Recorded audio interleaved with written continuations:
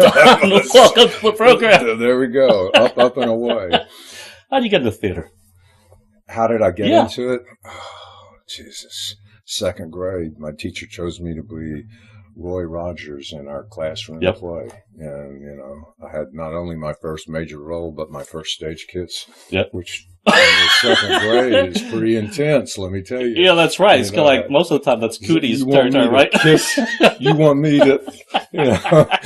But, you know, Miss Barger was, she was quite an intense lady. And, you know, she, yes, I want you to kiss her now. You can kiss her on the cheek. You don't have to kiss her on the lips. So did you like her more than she liked you, or was it the opposite way? Oh, I don't know. You know, I was as clueless then as I am now about women and how they feel about things. You know, that's another whole subject. I seem to remember fifth grade teacher. And she wanted us to square dance. And, of course, we just didn't want to touch each other. So we got the lecture, the whole bit. But I know there was a girl that really wanted to dance with me, and I really didn't want to touch her. And I was always hiding to try to... Dude, you were on the wrong side of the fence. In the fifth grade, I was square dancing, and I had 3 girlfriends. It was great. Oh, my goodness. I loved it, you know. I loved the little girls in the square dance class. And, you know, of course, I had my favorites, and, you know... Boy, square dancing. Yeah, we actually did square dance competitions in Dallas. Whoa. Yeah, we got very serious. Oh, so did you grow up in Dallas? Yeah. I was born in McKinney, right outside of course, Dallas. Yeah. And then grew up in Dallas, moved here in junior high. Okay. Which was, you know, shake your world up. It's different, yeah. Well, Dallas and Houston are they still hate each other. What is this? You know, it's like Dallas doesn't mention anything Houston does, and it's the same way. Yeah. And I mean, believe me, I was a Dallas snob when I got here. I was what are these redneck cowboys? You know, oil people, they're so crude. Right. You know, but, you know, didn't take long to sink right into it and get just as redneck and just as cool. I loved growing up in Houston. It's a very interesting place. And, you know, of course, I've been away from it as much as I have been in it. Wow. You know, the Army and the Merchant Marine and all those things that take you away from your home. You know, I spent 20 Well, let's talk about why the Army. Yeah. Why what? Well, why the Army? Why the Army? Yeah. It was called a draft. That's why the Army. As opposed to Canada? Long story short, I was in Vietnam when I got drafted on a Merchant Marine ship. Yeah. Drawing 100% hazard pay, which was much better than being a private in a foxhole getting your ass shot off. You know. But it was, you know, just being there, and we were there almost a month. Yeah. Being there on the river and having grenades go off in the river because they thought there were divers down there. And being mugged by a bunch of children one night, or near mugged, you know, seriously, coming back from downtown Saigon, our taxi pulled over about 500 yards short of the gate, and we were surrounded by Ute. Oh, jeez. You know, and, you know, clearly the taxi driver was in on it. You know, we had two Merchant Marines with a couple of $100 in their pocket, probably worth rolling. My goodness. The guy who was with me was 6'6" and had been doing this a while. He just reached up and got his arm around the taxi driver's neck and said, and we did. And the ways parted. So, you know, I got some good stories out of it. I got around the world twice in a Merchant Marine. And then, you know, I did all my Army time in Germany doing theater, and then got out of Army and did more theater in Germany. And theater in Germany? So what's that like? It was different. Well, I went to school for theater in Berlin. And I had friends, you know, because I was in a road show for the Army, the people that I was around were theater people. Right. And, you know, as they got out of the Army and branched out, some of them stayed in Germany. Yes. And there was one couple that stayed in Germany and started doing dinner theater at Air Force officer clubs. Wow. And so after I got out of the Army and did a couple of years in school, finished my degree, I came back to Germany and did dinner theater with them for a while, which was, they were drinking up the profits. faster than we could make it. They were both, they were wonderful people, but they both were luscious. I mean, they drank up everything that we made in terms of any profit. And, so I came back and, I went to New York almost immediately. I got back and did a summer school at UT, just added some stuff that I wanted that I didn't get into my degree, and then went to New York and was there for 23 years. Wow. Yeah. So tell us about New York, because that's always the dream for actors, right? Yeah. They want to go to New York and do a stage. Tell us about that time in New York. Tough city. It is a tough city. Tough city. I never made a living as a professional actor. That was my biggest disappointment in life. I came close a couple of times, but I always had to have, that other job. Well, most people do. Construction, waiting tables, managing. So I did a lot of that. I worked restaurants a lot until I discovered the computer, and then I started working temp jobs as a computer because there was a migration of people from waiter, manager, restaurant jobs into the computer industry during that time that I was there. And we found that, it was much more conducive to our lifestyle to do computers. And that landed me in a bank, which gave me another short career, 15 years. Yeah, short career. Yeah. Hey, I always say it's my longest running role. Wow. Because I dressed the part and had on a costume and I acted the part and knew the lingo and had all that stuff down. But you weren't really into it? No, never. It's the way to pay the bills and make this. Well, I had children, and one of my sons had a lot of medical problems, and I needed some solid stuff in life, and that's how that came to be. So, what would you tell kids that want to go to New York and stuff like that? What tips would you give them? No, I mean, persistence is everything. Being in the right place at the right time. You got to be like a big ball of rubber bands. You guys got to bounce around and be resilient. You can't take rejection personally. You got to walk out of every audition and forget about it. Just walk away and forget it. You can't sit there and say, "Oh God, I was great. I know I'm going to get that part." And then, the call never comes. And you're like, "What? I thought I had it." And you don't realize that the producer's wife's second cousin auditioned, 3 weeks ago and already had the part, Right. So, there's those kind of disappointments, and there's, the predators in the business, and there's plenty of predators out there, plenty of them. So it's a tough world. Yeah. I don't have any regrets. Right. I worked off Broadway. I worked off Broadway. I worked in film, and I worked in television and the soaps. So I got a taste of all of it, and I bring that to whatever capacity I approach the stage in, and now I find directing is even more appealing to me than acting because the role has to be really right for me to want to commit to learning all those lines at my age, because big roles come with lots of lines. Yeah, they do. It gets more challenging every time. Oh my goodness. As the directors here that I've worked with, I did one show on this stage that I'm almost ashamed to admit that I had the whole script right on the table in front of me. You know what? I found that I was talking to David Warner, and he used to be able to memorize lines like you wouldn't believe. And then he would get to a point where he said, I couldn't memorize lines anymore. And they knew it. And so people that he worked with said, okay, fine, we'll put up your cue cards. There was one show he did. It's actually a Star Trek episode in the 90s. He read everything. Wow. But if you watch the performance, he reads better than most people act. See, that's the thing. Very few people knew that I had that. It was Grace Thompson's production of 1776. Yes. And I was in the middle of the hardest thing I'd ever done. I was studying for my certified treasury management, the certification, TMA, Treasury Management Association. It's like a 4-hour test.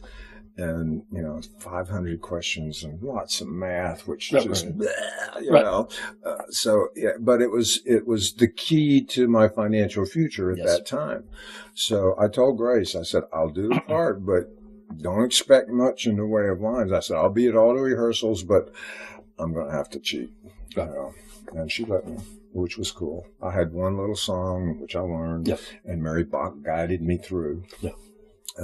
It was a fun show. I enjoyed it. Another lots of guys show, Oh yeah. There's no shortage of those. More so than the other way around. So, which is why this show is such a wonderful treat. Yeah.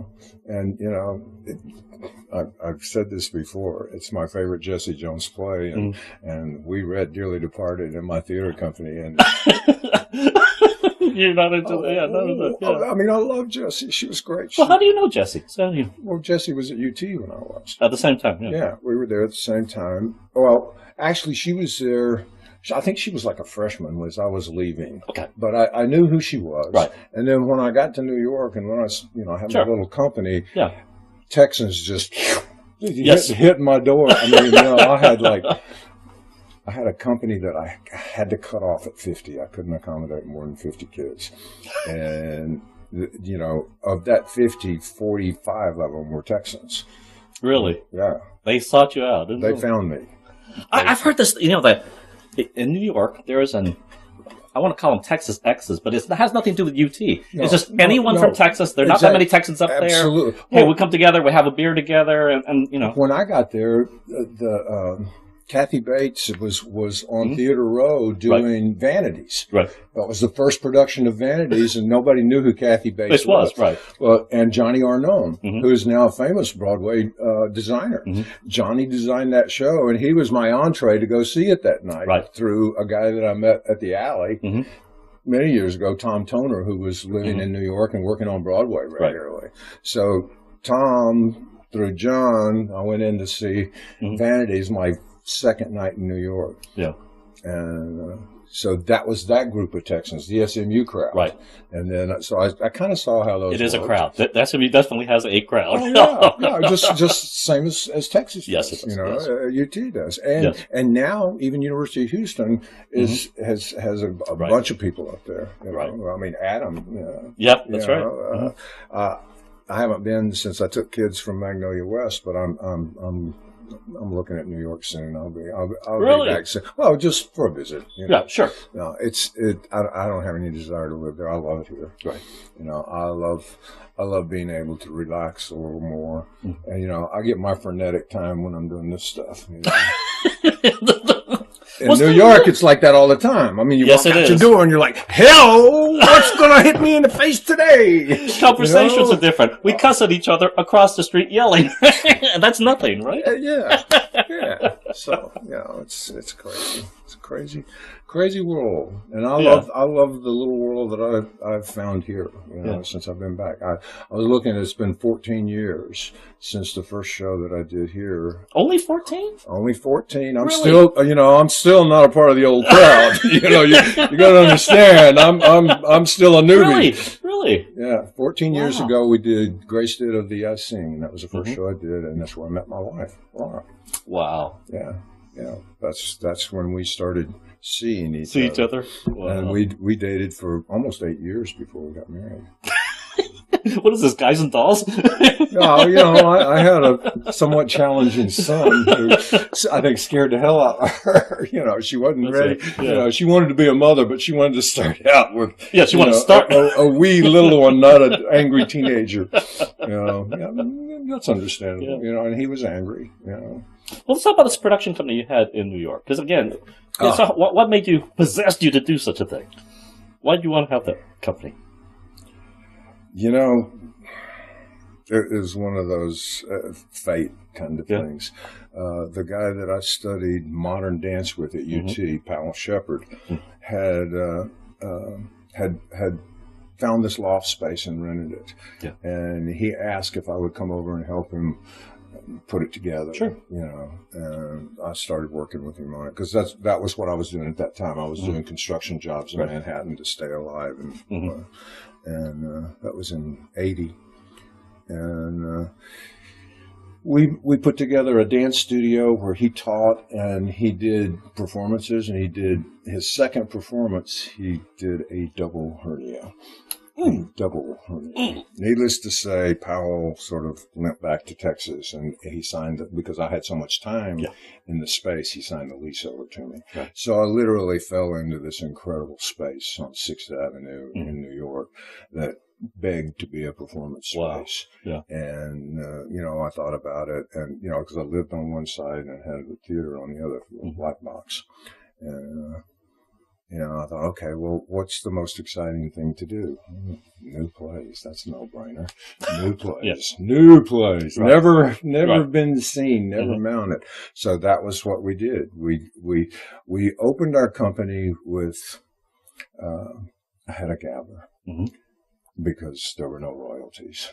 And because there was I was taking acting classes, commercial and soap opera classes with Peter Miner, who was a director on One Life to Live.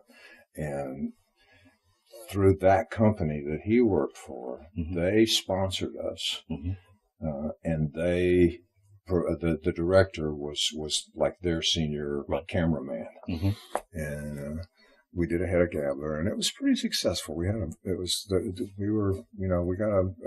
some good reviews out of it. And then that's when we said, okay, now we've done that. People know who we are, at least a little bit. Right. Now let's do what we want to do, which is New American Plays. Right. So we did a festival of one-act plays. We did 12 one-act plays in a rotating 4-day rep, 3 a night. Oh, my goodness. 20 performances of each one. On a 16 by 16 stage on a 1,400 square foot theater. It was a wonderful work. It was. I'm telling you, it was like dying and going to heaven for a theater guy. Oh my goodness! To see that much theater and that many people and that much, and most of them were Texans. Wow. Most of them were Texans. Have you ever heard of Frank Galliano? No. Frank was the playwriting teacher at UT when I was there, and he's on up there. Yeah. We did one of Frank's plays, which was a New Orleans play. Very, very dark. Something about it was full of voodoo. Right. It was fun. And then we did a play called The Great American Television Show, which I'd love to see done again. Lots of fun things. We did a Waiting for Godot kind of piece. Right. That was two guys. It wasn't Waiting for Godot, but it was. But it was much like it. And then we just started, at that point, we by the time we got that piece out of the way, we knew that's really what we wanted to do. And we were organized enough that we had, we were soliciting scripts and we had a play reading committee, and Jesse was on the play reading committee. And we started selecting scripts to produce and do there. At the same time, we tried to have a membership program that kept people involved. Not unlike what you do here. I mean, you guys do a great job. But we had something called Hors d'oeuvres at 6, which were 10-minute scenes, 6 10-minute scenes that were performed at 6 o'clock. On a Thursday, and all of the agents in town would come to see new talent. That was how people got. That's how you got an agent. No agent would sign you without having seen you. That's part of the gig. So, unless of course you've already done a buttload of television or have major credits, but that was the way new talent was found in New York, was through these showcases, equity showcases, and equity showcases is like 12 performances. Well, this was just one night of scenes, and a 10-minute scene, 2 people, and you just give it your best shot and hope somebody saw and liked you. So we did those every week. How did you marry the business and the art itself? Because I think people have sometimes those two parts. It didn't sound like it was an issue for you. I'll be straight with you. Initially, I didn't have the confidence artistically to take those reins, and I turned over a lot of artistic decisions to other people because I saw around me people that I knew had better vision than I did. And my thing seemed to be to provide a clean, well-accoutered space. Right. that was an environment for creation. So you were doing essentially the business, the organizational part of it. Exactly. But they brought in their own networks. That was their advantage, well, right? It was Texas. Yes. I mean, it was another mini Texas. I mean, I'm not going to lie to you. It was, little Dallas or little Houston, but we were a big family, and we truly were. There wasn't anybody there that I didn't know well, and we had some pretty high level folks pass through there. What's the kid that did Bones? The lead in Bones. David? Patrick. Oh, Patrick. Patrick Dempsey. Patrick passed through my space. Wow. Chris Rich from Beverly Hills. Well, he's a Texas ex. He was there with me. Bruce McCoy, was a Texas guy that, Bruce was already made by the time we got going. He went straight to Hollywood and scored immediately. He was a really fine actor. He was one of the best at UT. But, lots of people came and went. One of the guys that was on my playwriting committee and on my board was Raymond Benson, who he did, after Ian Fleming passed away, he did 7 James Bonds. 7 of them. And he developed the first James Bond video game. Wow. He did the script for it. And, because he's the guy that got me into computers. Wow. Because he was working for $16 an hour doing computer stuff while I was busting my butt, waiting tables, Anyway. But Raymond has a very successful line of detective books of his own now. And he's teaching playwriting somewhere, teaching creative writing. There's some very successful people came out of our group. And, I say Jesse's one of them. So how many years did you do this? How many? The company? Yeah. Well, we started the company in 79. Okay. And by 80, I think, tell me what year Reagan economics hit us, and I'll tell you what That's a good question. Well, probably about 83-ish, right? Yeah. In 83, we were at a height. I mean, we had garnered good reviews. Right. We would just become eligible for major funding. 3 years. Yeah. If you don't have 3 years of history, you ain't getting any real money. No. We had just hit 3 years, right? So I went out and I had this concept that I really, really fell in love with, and it was to take the Greek show Lysistrata and set it in Bryant Park, right behind the library, which was 2 blocks from my studio. Okay. Set it there and call it Liz Estrada. And Liz was a garment distributor, and her boyfriend was head of the Puerto Ricans, and there was a Puerto Rican gang, an Asian gang, and a black gang, and an Irish gang. And they were fighting over drug turf at Bryant Park, because Bryant Park was notorious as a drug dealing park in those days. Now it's beautiful. I mean, they came in and leveled it, and but I had 2 guys from UT that were playwrights, and one of them, and he did the script. I found a black composer, a Hispanic composer, and an Asian composer. we had 4 sets of music. Yeah, and we needed. I think I had it budgeted at $23,000 to do it in the park, to do, an equity showcase, full out musical. I had a big one of the big music companies was going to do all our sound amplification. Pfizer gave us $5,000.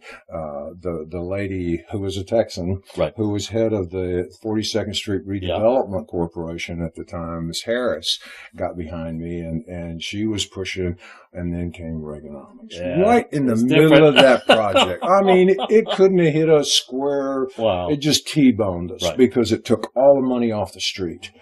All of the money that had been pumping into Theater Row was gone, and they were scrambling, and of course they had, they already had 5 years, they had hits, they had, and so all of the local money was going to fill those gaps. Yeah. And I mean, I got to 13,000, and I was like, suddenly the money just dried up. There wasn't any. And I mean, I knew I had a nervous breakdown because I had a whole lot into this. I mean, I had a whole lot into it, and it freaked me out, that just hit a brick wall like that. So, I had to kind of regroup after that, and I really tuned my space down into making it more of a teaching facility. Mm-hmm. And of course, I was starting to get into the idea of having family. Sure. And I sort of just changed my goals a little bit. I kept the theater, sure, and maintained it as a rental space, and did a showcase every once in a while for somebody that a friend. Sure. We produced a play called Rockabilly Road, which I really loved, and we started it there, but then we ended up doing it. I sort of branched out after that.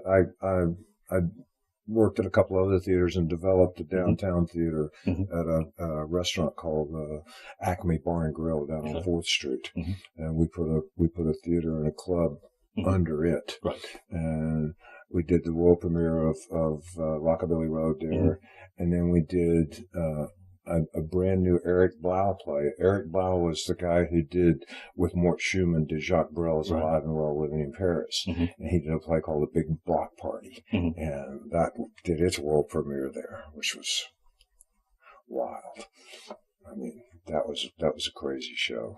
It was through that experience I got to know Lily Turner, who was considered one of the mothers of Off-Broadway, because Jacques Brel ran at the Village Gate, was really the first long-running Off-Broadway show.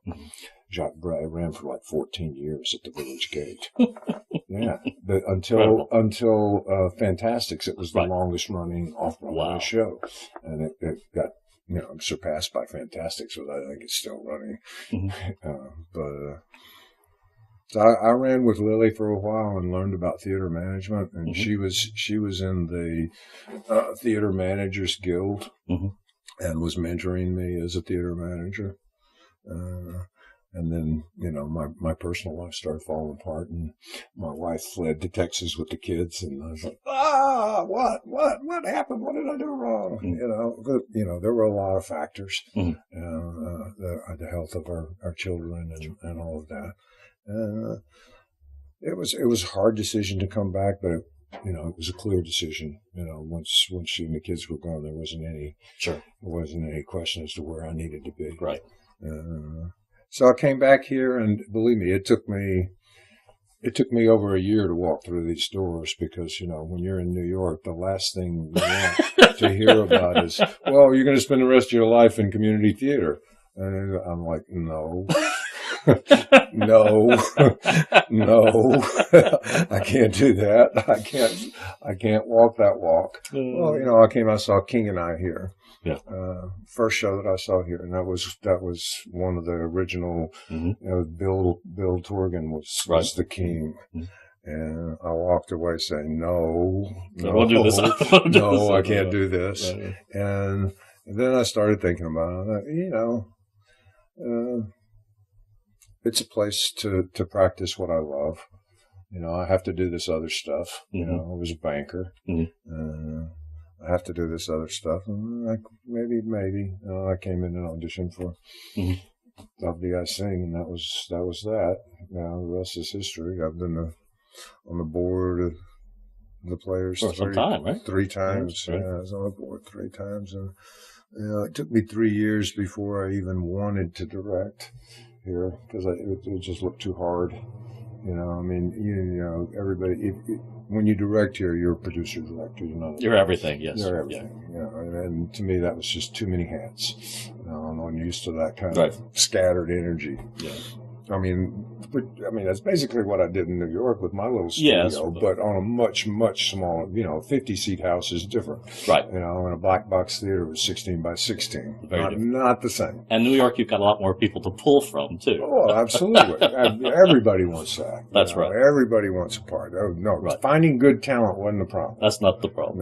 No. It was finding the money to build the sets and to buy the lights and those things, and to pay, because we paid the actors the equity showcase. It wasn't anything. Which is much, but but it counted. It still counts. Part of your budget. It still counts, and it still counts against when the you budget. got a $10,000 budget, $1,500, $2,000 counts. Yes. Yeah. So but I've been back now 14 years, and I look back and I think, wow, everything that I did, previous to coming back here, I've been able to practice here, and hopefully in some areas, I think I've been able to hit a fairly high level of what I consider professional. I tell you that when people see your shows, they always know you can have good production values, and that's because of you. That's your talent, your vision aside from that. And it's in this area, probably the highest, if not up there, definitely. Well, for the rest thank of it. you. Absolutely. And it shows. That experience shows.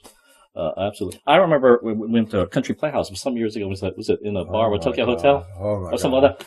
Oh, my goodness. That's intense. Fun as you have no idea how intense that was. I did 2 shows down there with Alan Doris. Yes. And the Outlaw Theater Company. Yes. And they were both just, the first script he gave me was, Bar of Tokyo Hotel, I've been wanting to do forever. Right. That was mine. Right. But the other one that he brought me in the first time for was an Israel Horowitz play called The Widow's Blind Date. Yes, I've heard of it. Yes, I know. Oh, my God. Oh, my goodness. I read that and I said, Alan, are you me? He's into that, though. He really, I think I said, are you kidding? I said, can you do this in Houston and not be run out of town? And he said, yeah, come on, man, let's do it. Okay, but, I may come incognito to the performances, because if I do what the script says, it's going to be intense, and it was. Yeah, I know people that saw it were like this. They just kept going further and further and further. They couldn't get off the edge of their seats. It was just so riveting. And my first experience with Israel Horowitz was his adaptation of A Christmas Story. A Christmas Carol. So that's to go from that to bludgeoning with the crescent wrench and just What story? I know, yeah. Oh, it was you. I know this. No, I read it, but I know the story. And when I read the story, it's like crap. It's revenge for a gang rape at a prom, and setting up these 2 guys to kill each other. It's just incredible, and it all happens right there in front of your eyes. And sold it in Houston. That's the thing, because audiences are definitely different. In New York, you could probably find an audience for just about anything. That's not true in Houston, and we're even further north than that. Yeah, I would have been tarred and feathered and put on the first train going that way, sending back north. Oh my goodness! It was. The first run throughs I saw of it, I was like, oh my God, what are we doing? But it was exciting theater. It really was exciting theater, and the 3 people that I had doing it were, excellent. Alan Doris and Mikatsa, what's his name? I'll think of it. Yeah, that's right. But the woman that did it just won Best Actress in the Houston area for her work in another show that she Elizabeth Black. Yes. Oh my God, she's fabulous. I don't know, it was Elizabeth Marshall before she was married. Oh yeah, exactly. Elizabeth Marshall. Yeah. Well, she was Elizabeth Marshall when I worked with her, but she did the leads in both of those shows. Yes, she's an awesome actress. Oh my God, she's fabulous. And she's so tall. No, wrong. She did Bar of Tokyo Hotel. Oh yes, she did Bar. Julie Thornton. Thornton did. Yes, Julie I'm Thornton sorry. Yes, did that's the right. other, and but she's also a good actress too. Fabulous. Yes, fabulous. Both of them. And Playhouse has been now. They're getting a new theater, which is incredible. Yeah, I haven't seen it yet. It's not done yet, I don't think. Yeah. But they've been able to pull it up because of that black box space and do like the was it the 24 by 24s or whatever. The Madcaps, and they've got the Readers series a whole bit. They've got to do some really interesting stuff there, which is and they've been around for a long time. Well, and Visor directed some stuff down there. Yes. So it's championship season. Yes. With Stevens and Doris, Buttonhead. That was some good stuff. See, that's the kind of theater I like. Yeah. I really have a hard time doing all this homogenized bullshit. I'm sorry. No, I understand. I understand. And you know what? It's unfortunate. I understand about it. We just don't have the audience for, what? And I tell this to the board over there all the time. If you don't develop that audience, you'll never have it. Yeah. And if you don't give them something in your season or outside of your season to make them want to come see your work, you won't have them. Right. And there's a sophisticated theater crowd out there. But you have to develop, yes. But you can't expect them to come and see, Oklahoma every third year. Right. And they're not going to. No. Well, like I said, when we did the Christopher Durang play, we got so much flack. You wouldn't believe the flack we got. Because, it's definitely you got to get that level of sarcasm, that it's a different level of humor. Exactly. Oh, my goodness, we got so much flack for that. Well, see, I thought we were going to get a lot of flack for when we did What the Butler Saw. I'm surprised you didn't. Well, that's because it was funny. That's because it was so funny. So it's okay to be funny, right? Body funny is okay. It's okay, yeah. Body drama is not okay. Apparently not. No. Well, because they did Extremities here, right? Yeah, and they nearly died. Yeah. They lost a huge amount of their base. But it's not just Conroe. Look at with Tuts. And Broadway, down Houston, or even the opera. Yeah, but it's the same kind of thing too. I remember looking at one season, and I think I don't know what it was, because we were season subscribers, and we started looking around. Hey, you guys gonna re-up? And they're like, no. And even before the season started, they changed the season. Yeah. Well, they could tell. You gotta. I mean, if you want to see real theater in Houston, you got to go down and see Rebecca and stuff at Main Street, and you got to go to Stages, and you got to go to Stark Naked. That's where real theater is being. Sure. For my book, and I mean, I know that there's thank God that there's people who like the other stuff and are willing to pay for it and support the theater companies, but it's just not my cup of tea. I mean, there are classics, obviously, that I love doing. I mean, everything that I've done here in Conroe, I've truly enjoyed. I will admit that the first play that I did here was a total cop-out. It was a total cop-out. I said, all right, I got to find a play that this board just can't refuse to do. Right. And that's what I did. Yeah. Did Philadelphia Story, the old one, not the new one. Right. And I hated the script. I mean, the POV on it. I mean, the men in it were just really bad. They were poorly written, and you just wanted to smack them with some of the lines that they said. But it was funny, and the woman who did it for me was brilliant. So. And that's where I discovered Ken Williams. Ken Williams walked into that audition, and I said, "Oh my God, here's Gregory Peck. Thank you, Lord. Thank you, Lord. Thank you, Lord."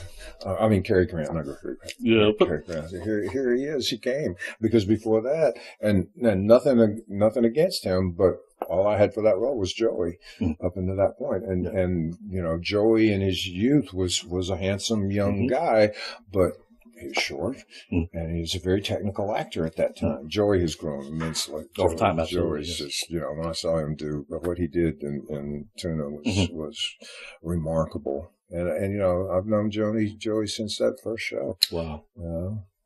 And I can't tell you how excited I am to see Carolyn during this show. Well, the first show she did was your show, What the Butler Saw. I know. Yeah. And I can't wait to see what she does with this because it's such a different role for her. Yeah. And I will get to see her. I'm thinking without a lot of her shtick because she doesn't get to do that a lot. Exactly. Well, because they don't cast her that way. Even in other places, it's that's the same with Marilyn. It's the same. Right. I mean, we all get stuck into what typecast, basically. Yeah. And, Carolyn and Marilyn. Yeah. And Terry Wynn are all fine actresses. They're really fine actresses. But we tend to use them badly, I think. I try to cast Marilyn against character, whenever I can, because she always steps up to the plate. When you cast her against that cute character that she knows she can get laughed. Of course. It's the easy way out. I thought she was really good in Stacey. She did some great stuff. That's it.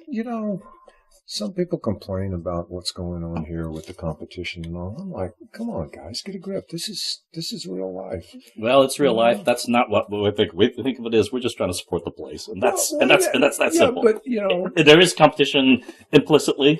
Exactly.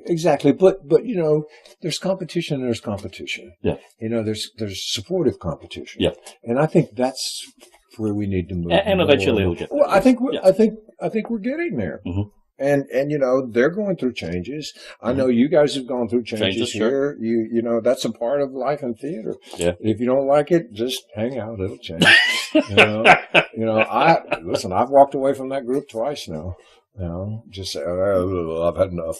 Uncle. You know what? I think it's just personalities. I mean, it's incredible. It has nothing to do with players or stage writing or anything like that. We're just talking about theater. What is it? It brings out these strong personalities. and when you've got strong personalities and nothing but volunteerism. Oh, it's a tough combination. It's like, yeah. Mm-hmm. Yeah, absolutely. Well, I'm not getting paid. Why should I go? You can't treat me that way. Right. I have always, and I get a lot of criticism about it. I have always said, I love this community, but I will always cast the person that is best for the role. Well, you know what? Because it bites you if you don't. It was stupid if you don't. Because casting is 99%. Yes, it is. If you get good actors, that makes the job of directing so easy. So easy. Absolutely. It's they make you look good. Making sure that you get them. If you make them look good, they make you look good. And that's all you got to do is put them in the right place and make sure they don't move on an important line or that they do move on an important line or whatever. Yeah. Just to focus it. Just to focus it. That's all you need to do. Mm-hmm. It's a joy. I love it. Yeah. So how's theater changed over time? I mean, you've certainly probably, kind of monitored what's going on in New York and other places, or even regional theater for that matter. Yeah. How's that changed over time? Well, obviously, technically, it's changed vastly. You know that I've piddled in projections, and projections are the latest thing technically. But I mean that was going on a long time ago. Sure. We just took a long time to get to the U.S. and to become a part of sort of the mainstream. And I think television, live television or television. I mean, Dancing with the Stars. I see the lights on Dancing with the Stars, and I'm like, oh my god. Oh my God! I want that. I want that effect. And knock on wood. Find me some wood, quick. We're gonna have it down the street. Yeah. Well, but it's this thing that I thought when kids come to see theater, they're so jaded from TV. I remember somebody came for Miracle Worker. They thought the water was fake. We had a water pump on stage. Yeah. They thought it was fake. They're like, are the animals real? Is the water real? Yeah, it's real. What do you mean? Is it? Because they're so used to everything being on TV. You say, oh, well, it's just a special effect or something, Yeah. And of course, if it doesn't meet that standard, it's not as good as. True. Yeah. No, we're competing with phones, right? All your entertainment on a phone. We're all competing with phones, right? It's the bane of my existence. I bet you've seen it too, sitting up in the light booth, looking out how many lights are on, right? And it's all phones, right? I mean, I guess I'm dating myself, but God, I hate it. I do. And I know I have to embrace it. You have to embrace it. Well, to a point. Yeah. Well, no, but seriously, you do LinkedIn. On LinkedIn, the performing arts discussion. Did you see the discussion recently about cell phones being an interactive part of performance now, and you better just get used to it. Interactive? And to the point, well, all the programs are on you have an app, and you walk into the theater, you sign into their app, and you get all the resumes, pictures, and the plot, anything you want to do, and then at 5 minutes before curtain, the Wi-Fi thing goes down. The Wi-Fi in the theater goes black, and you ask people to cut them off, and then right at intermission you turn it back on, and they can do Google stuff, they can do Twitter stuff about what they saw in the first act, and get it posted. Of course, it creates buzz about your play, and then you shut them down again after, and then you turn it back on again. How do you really shut it down? It's the same thing. Every place has that, right? Whether it's churches, whether it's theaters, any. It's true, space. But you have to. I think this will be a challenge. Yeah. You have to create in your audience a respect for what's going on live.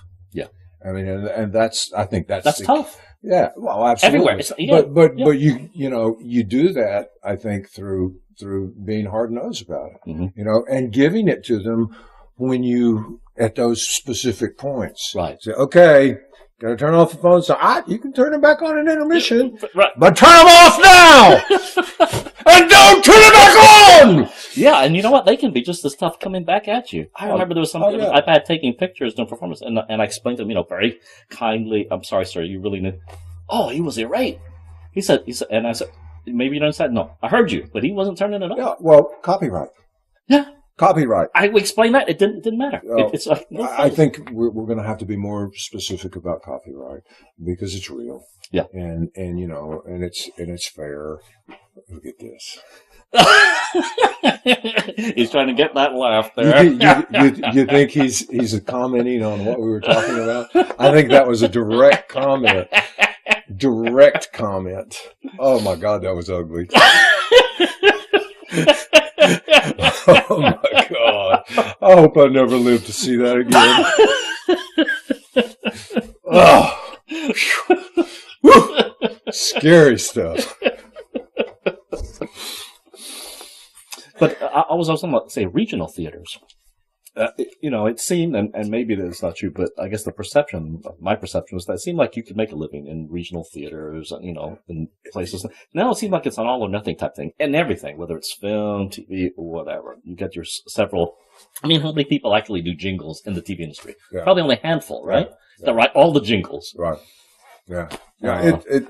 It's just a crazy world. It has all these layers that, I'm always surprised, at the layers of this or that or the other form of theater or level of theater that I run across, And I'll have to admit that, through Facebook, I've sort of reintegrated myself back into the lives of some of my former colleagues and seeing what they're doing, people from 20, 30, 40, 50 years ago even. Yeah. And that's interesting. Yeah. That's interesting. And I mean, you can't deny that the social media does bring us some positives. It's a great marketing tool. Sure. Which, my compliments to you guys. Your website's really nice. You guys have done, you said, an excellent job too. Yeah. But that's the positive part of it. Then there's, of course, the negative part of that, which, we were talking about with some of the other folks we interviewed that, technology can also push people away. I mean, so, like, Sherlock, for instance. A lot of the actors are looking at their phones. And why? Because it's a reflection of real life. That's what most people are. They're just, their heads down in their phone instead of talking. Yeah. We might be talking and we both have phones. Yeah. You've seen it probably in a restaurant, right? Yeah. Two people at a table, both on phones, and they're not talking to each other. They're both on phones talking to somebody else. Or not even talking, texting, right? Yeah. I try to get into the habit of leaving my phone in the truck when I'm going to eat. Just lay it down. Yeah. I don't want to be bothered when I'm eating. I think there's sometimes where I just turn off the phone, put it away. And literally, when I come home at night, I drop it in a basket by the door. So if you want to talk to me at home, you have to have my phone number. And I screen those calls. So if I don't recognize your number, I ain't picking up. Or, if you come on and say, hey, Don, I got to talk to you, I'll pick up. But that thing just is a perfect screening device. I love it for that. Right. Love it for that. Well, you were talking about the gardening. So how did you get into gardening and the landscape and that whole business? What's with that? My buddy Marilyn Moore.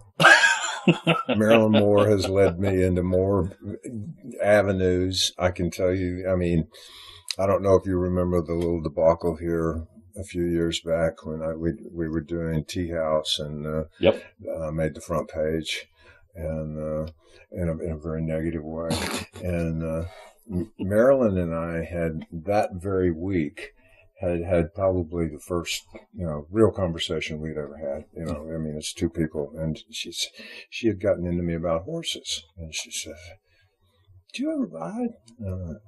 Well, when I was a kid, I had country cousins out the wazoo, and, they'd just throw me on a horse. I had no idea what I was doing. I'd fall off, and when I'd fall off, I'd get back on and we'd ride, and I had no idea what I was doing. I thought a branch coming at me meant, grab on, because the horse was obviously knew what he was doing. But, we talked about horse. And I said, yeah. She said, well, I got these 5 mares that just don't get enough exercise. I said, that sounds like a plan. Sure.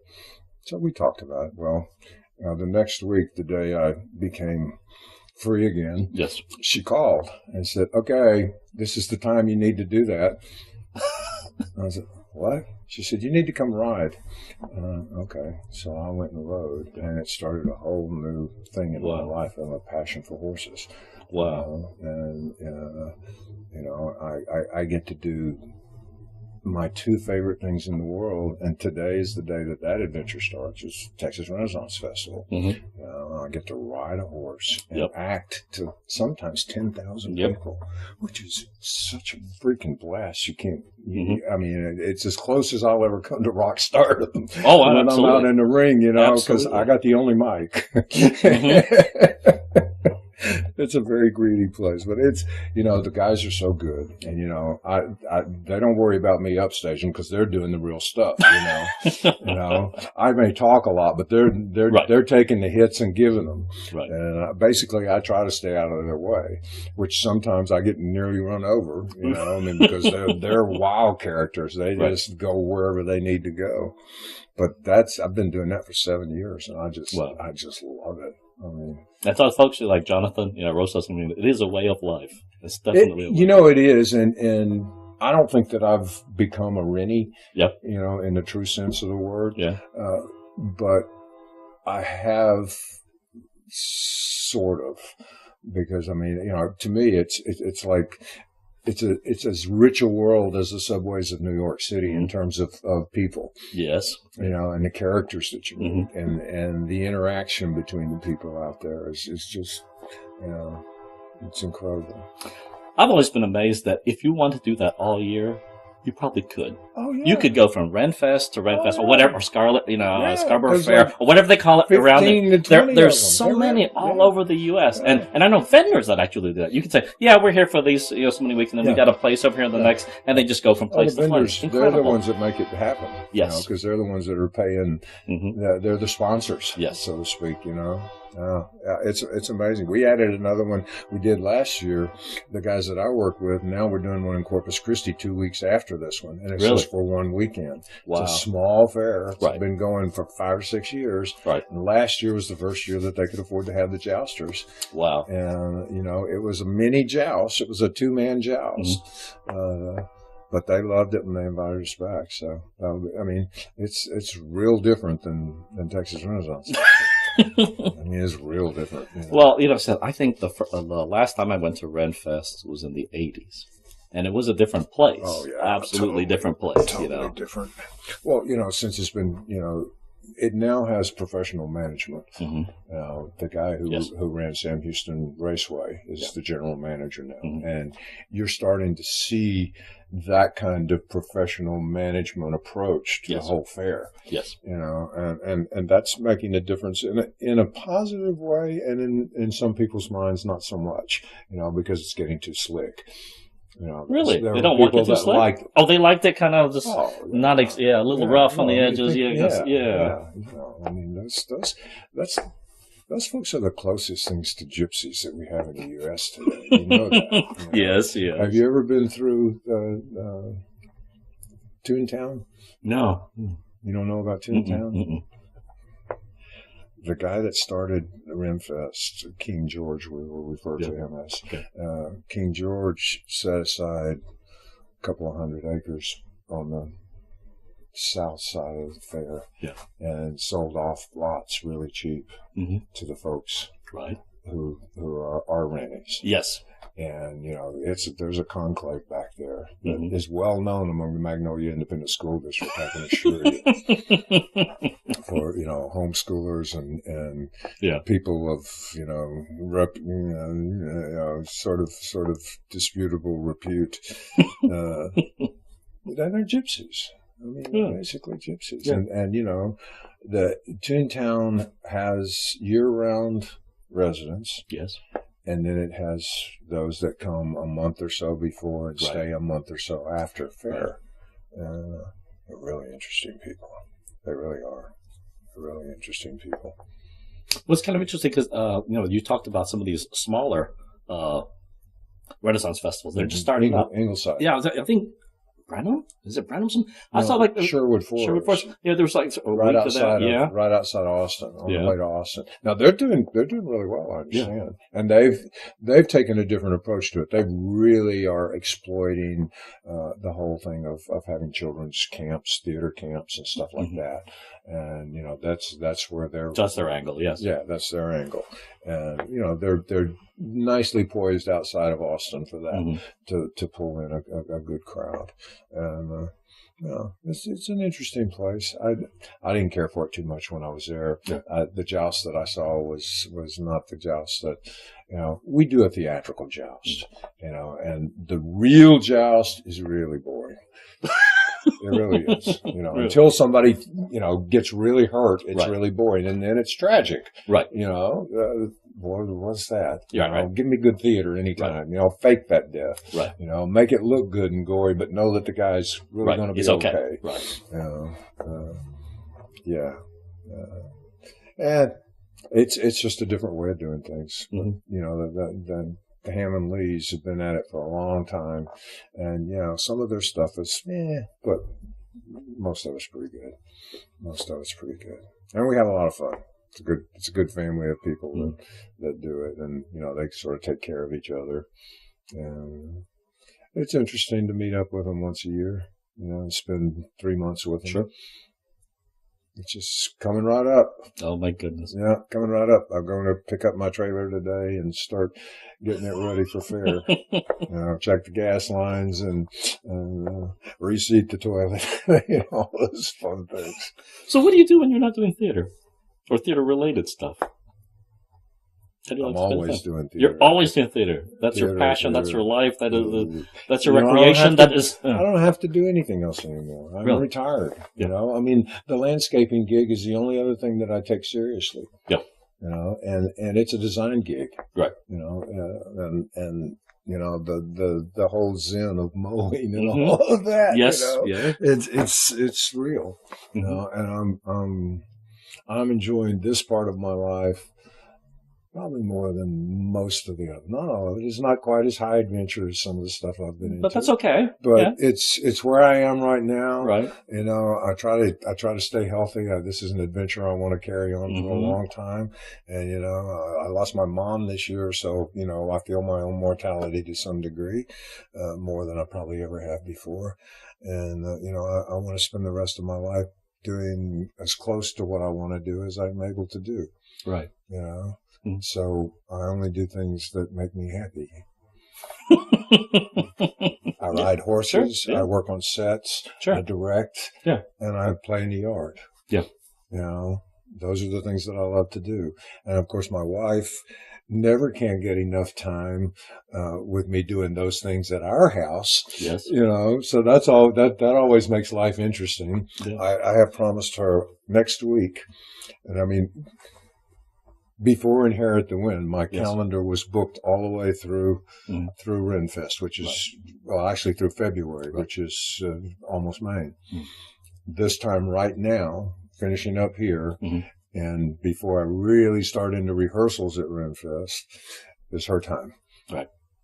So we're redoing a room and doing some serious yard things at our house, which I never work on. Of course. You know, it's just, that's the way life is. When you do it all day long for 12, 14 hours, you don't want to come home and paint it. You don't want to do it at home. I don't want to paint that wall. I painted 4 walls today, and that was plenty. Thank you very much. So she didn't want to join you? Or you don't want her to join you? And then that's the thing. Whether helping on set. Well, you know, here's what happened. She used to always do props for me. She's great.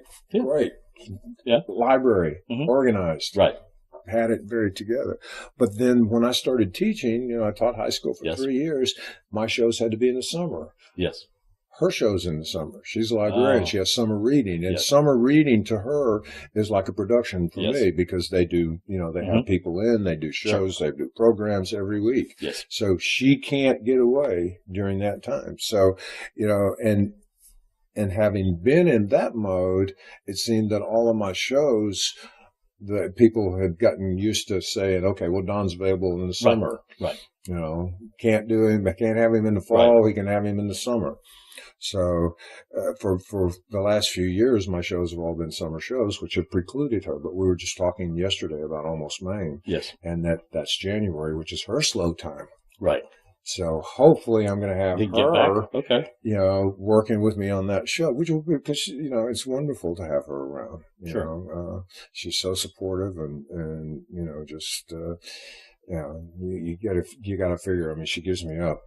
I mean, we frequently are strangers passing in the night, you know, and I mean, I'm sure you're aware of, have lived that life yourself. But it'll be good to have her back working with me. She did the first few here. You know? And this is where it started for us. So it's all good. It's good. All right, man. Let's ask you the question we're asking everyone. If heaven exists, what do you want God to say when you get to the pearly gates? Welcome, sinner. Come on in. You want to direct still? Yeah. You want me to shape up those angels over there? They're a little flaky in their formation. I'll put them together for you. Roses aren't doing so well. Need a little help. Yeah. No. You know, I kind of lost my religion for a while. You know, I lost a kid, you know, many years ago, and that's hard to reckon with the whole Christian thing. Sure. You know, and how does that happen? You know, but you know, it's with Laura, who has a very strong Christian background. She's drugged me to church for years and got me to the point that I kind of enjoyed going. And then I got to the point where I really enjoyed going. And then, you know, we both got into choir, and I was learning something about music, which, you know, has always been my weakest suit. And good church, you know. I was fortunate in New York that right after I lost my son that I had a minister that wrapped his big arms around me and brought me in and said, okay, here's what you need to do. Right. You know, and we started a Cub Scout troop, and, you know, I did that for 5 years, you know, and that was just, you know, so healing, you know, that, you know, and, you know, the last couple of years I've been doing Vacation Bible School here, and this year I did puppet theater for my Vacation Bible School, which was just a hoot. I had 4 through 12-year-olds. One Don and how many kids? Well, I had 2 helpers, but there was up to 20 kids in the group. Yeah. And of course, you know, the little ones, there's a limited amount of things you can do. And we learned a lot this year, because I'd never worked with kids that young before. Never. You know, the time that I did Crighton kids here, I had mostly 12 and 13-year-olds. So they're old, they're older ones, yeah. And, you know, that's a different thing than 4 and 5 and 6-year-olds. You know, they're limited focus, you know, very limited focus. But then at the same time, we managed with the older kids that I had, the 10, 11, and 12-year-olds, we did manage to do 2 parables. We did the Good Samaritan. Yeah. And, oh gosh, what was it? Okay, I'm losing it. We did 2 parables. Yeah. You know. You won't pull the Rick Perry on thank you. But you know, right. I have re-embraced Christianity, and I find myself in prayer more frequently than probably ever in my life. Wow. You know, which is a good thing. Yeah, it's a good thing. It helps me stay on track. Laura has really been a steadying, guiding force in my life. Teacher Center, huh? Yeah. I'm kind of flighty, you know. I'm a Pisces, and you know, I drift around in life, in my head and in thought. But she really keeps me centered and down to earth. You can't spend what you don't have. Oh, I forgot. Really? I forgot that. Don't do it again. Oh, okay. I got you. Yeah. So, you know, the smartest thing I ever did was put her in charge of finances. Yeah. Finance, you know. Yeah. that's just, she likes to count pennies. I don't. Right. Big picture. I don't do pennies. So you complement each other, see? Yeah. I always say, it was a strange paradox in life that a person who really had difficulties managing personal finance became an international cash management consultant. Vice president. Yes. But major bank. But sometimes it's easier to do it for other people. Oh, absolutely. It is absolutely easier. Yeah. I used to, one of my nieces, MBA. So she's, dealing with all these, huge accounts and stuff like that. She goes to ask her father, how do I invest my money? There you go. Yeah, it's just, it's different when you have to do it yourself. It really is. And the responsibility that you feel when you're working with other people's money is big. Yes. I'm glad to be done with it. I'm glad to be done with it. Is it? Oh, always Patsy Cline. Always Patsy Cline. Carolyn misses that role. That's that graphic reminds me of Edith Piaf. They're an interesting group to work with. Yeah. They're very specific, and I'm sure the reason is because they've been bitten many times before. So when their contract is all these little details, you must do this, you must do that, you must pay us weekly, you must, once you get used to it, it's okay, but they're really picky. Or the bio, the Ted Swindley bio that you have to put in your playbill in toto and provide them a copy. Oh my goodness. Yeah. But when you go to different places, like so whether it's Lake Champlain or whatever, we are tribute artists. Tribute artists. How many tribute artists are there? Usually there's Elvis. Usually mostly Elvis. But then probably Patsy Cline, and then maybe there's one more. And those are the ones that, and they tend to persist all over the place over time. They go for years and years and years. Yeah. There'll be a Robin Williams before long. Yes. There's a Robin Williams who will be doing, I'm sure he'll be doing a tribute show. David Bourne, who's one of the finest actors in Houston, has always done Robin to a T. Wow. And I'm sure he will be putting together a tribute show. Oh my goodness. Yeah. What a talent. And of course, he followed, his mentor, kind of Jonathan Winter, same kind of, Exactly. Incredible. Exactly. I remember the scene that was on, I think it was inside the Actors Studio. Yeah. They gave him, was it a shawl? Yeah. And he goes into like 20 or 30 different actors just like that. Yeah. It was like, what?